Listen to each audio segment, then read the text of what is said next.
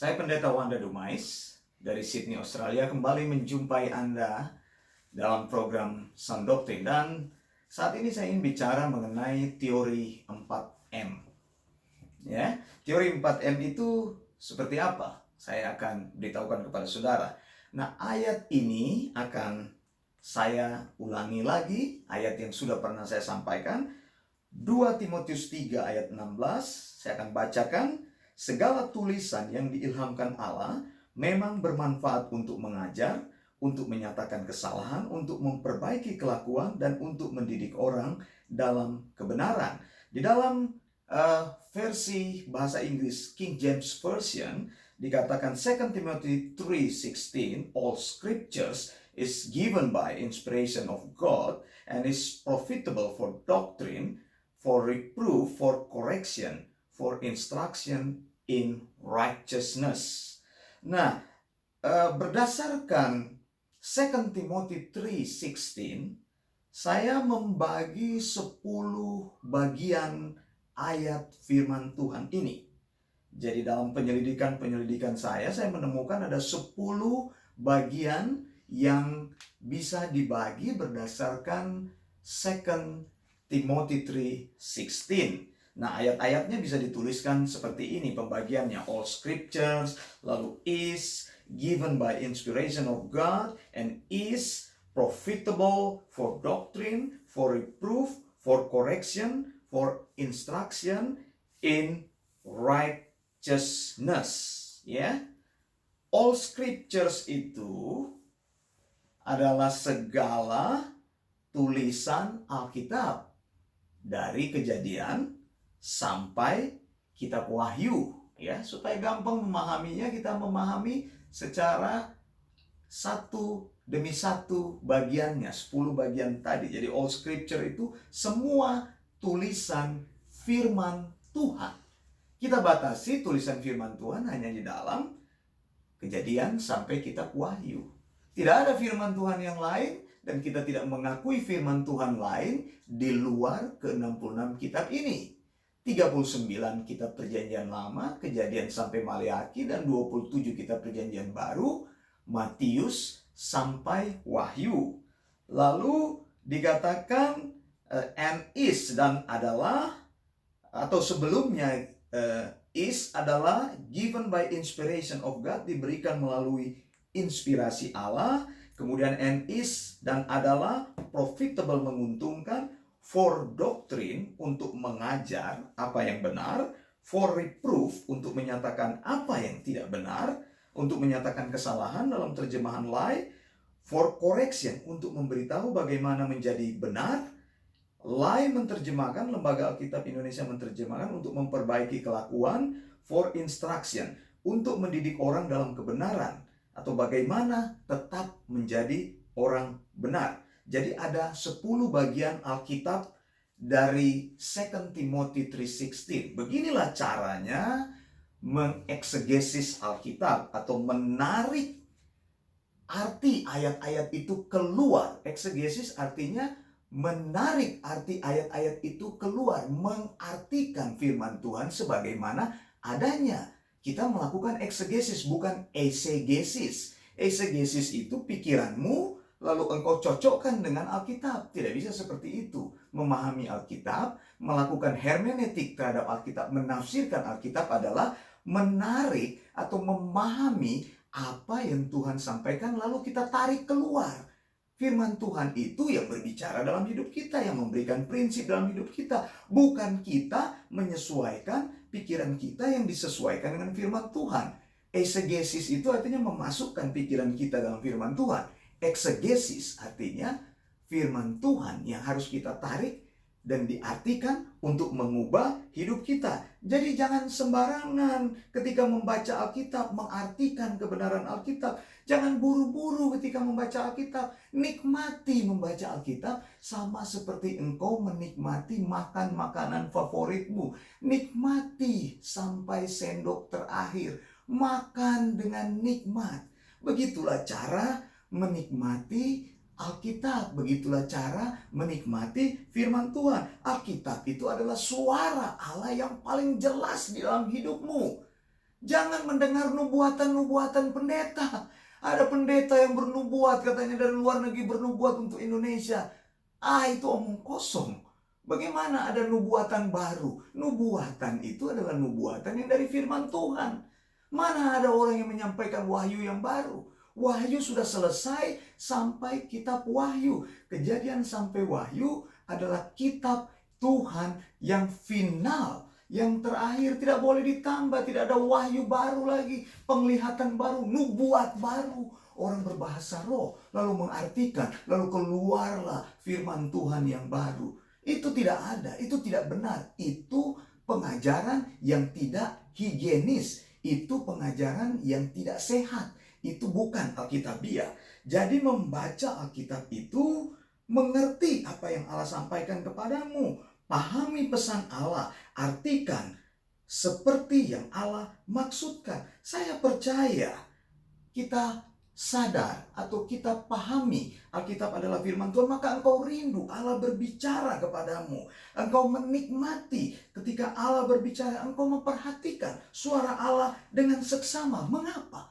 Karena Allah adalah kekasih jiwa kita. Karena kita katakan, aku mengasihi engkau Yesus. Yesus katakan, kalau engkau mengasihi aku, maka engkau akan menuruti perintah-perintahku, menuruti ajaran-ajaranku. Kita rindu mendengarkan suara kekasih kita karena dia adalah kekasih jiwa kita. Kita rindu mendengarkan firman-Nya setiap hari. Dan firman Tuhan itu harus berbicara kepada kita. Beri waktu Tuhan bicara melalui Alkitab. Beri waktu Tuhan bicara kepadamu. Jangan mendengarkan suara dari manusia. Jangan mendengarkan suara orang tertentu yang berkata, aku menubuatkan kepadamu bahwa engkau akan mendapat ini. Itu omong kosong itu. Tidak ada kata-kata seperti itu. Engkau harus menghindari semua topik-topik yang seperti itu. Orang yang senang dengan ajaran benar menghindari nubuatan-nubuatan manusia, nubuatan yang palsu. Sejak Alkitab selesai, tidak ada lagi nubuatan baru yang bisa keluar lagi, karena Alkitab sudah final. Jadi beri waktu kepada firman-Nya. Nikmati setiap detik, setiap menit, setiap jam, waktu-waktumu bersama dengan Tuhan. Dengarkan ketika Dia berbicara kepadamu di dalam Alkitabmu. Cari di situ. Ya, ketika kita melakukan eksegesis, tadi saya katakan, memahami apa yang Alkitab katakan, menarik, mengeksegese apa yang ada di dalam Alkitab, draw out what's the Bible meaning. Jadi cari tahu apa yang Alkitab sampaikan. Nah, apa yang Roh Kudus sampaikan kepada penulis asli Alkitab. Jadi ketika melakukan eksegesis, ada 8 hal yang saya ingin sampaikan dengan cepat. Apa yang Roh Kudus sampaikan kepada penulis asli mengenai ayat yang kita baca dan pelajari itu. Cari tahu maksud aslinya. Yang kedua, apa yang penulis asli sampaikan kepada pendengar asli saat itu. Mereka paham seperti apa. Lalu yang ketiga, apa yang Roh Kudus berusaha sampaikan kepada kita. Apa konteks langsung dari ayat tersebut. Ayat-ayat yang mendahuluinya, lalu ayat-ayat yang sesudahnya. Apa konteks yang dibicarakan dalam perikop itu? Apa konteks yang dibicarakan dalam pasal tersebut? Apa konteks yang dibicarakan dalam kitab tersebut? Apa konteks yang dibicarakan dalam keseluruhan bagian perjanjian lama dan bagian perjanjian baru? Memang ini adalah pekerjaan yang besar, tapi kita perlu memberi waktu. Kalau engkau mengasihi seseorang, engkau memberi waktu, bukan? Untuk bertemu dengannya, meluangkan waktu bersama dia, mendengarkan dia berbicara, mendengarkan dia duduk bersama dengan dia. Engkau ingin spend more time with him or her. Jadi engkau akan meluangkan banyak waktu bersama dengan dia. Karena di sini ketika engkau berusaha memahami Alkitab dengan cara yang benar, maka engkau akan memberi waktu kepada Tuhan lebih banyak lagi, maka hidupmu akan diperkaya. Ya, tadi saya sudah sampaikan eksegesis itu apa artinya, hermeneutik itu apa. Hermeneutik itu cabang ilmu pengetahuan di dalam studi teologi yang secara khusus mempelajari bagaimana kita menafsirkan Alkitab. Eksegesis itu bentuk praktisnya. Jadi eksegesis ada di dalam hermeneutik. Bagaimana kita menafsirkan Alkitab. Eksegesis itu menafsirkan Alkitab seperti apa yang Alkitab maksudkan. eksegesis itu bukan seperti apa yang kita maksudkan. Kalau eisegesis itu artinya pikiran kita dimasukkan ke dalam Alkitab. Makanya eksegesis dan eisegesis berbeda. Nah, contoh eisegesis, saya mau kasih contoh ya. Teori yang populer pada tahun 1952 yaitu teori pikiran positif dari Norman Vincent Peale. Orang Kristen banyak memahami ini, pikiran positif. Kalau engkau berpikir positif, maka terjadilah hal yang positif. Ini metode self-help. Artinya dirimu bisa membantu dirimu sendiri. Ini sebenarnya metode yang tidak alkitabiah. Tuhan tidak mengajarkan seperti itu.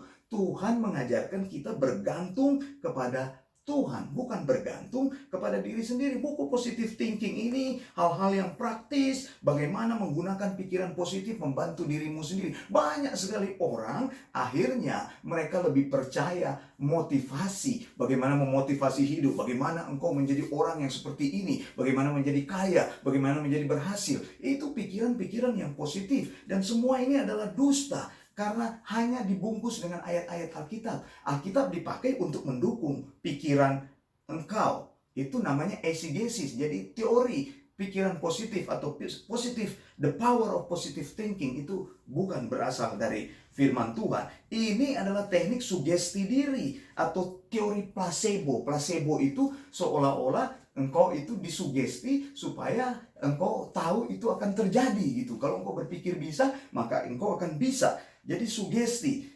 Contoh, dalam nama Yesus engkau sudah sembuh. Ini kan sugesti. Dalam nama Yesus sudah sembuh. Kita kalau orang minta berdoa, kita katakan pasti sembuh. Apakah betul orang itu sembuh? Kenyataannya malah orang itu mati. Jangan memberikan harapan yang pasti. Dalam nama Yesus ada kesembuhan.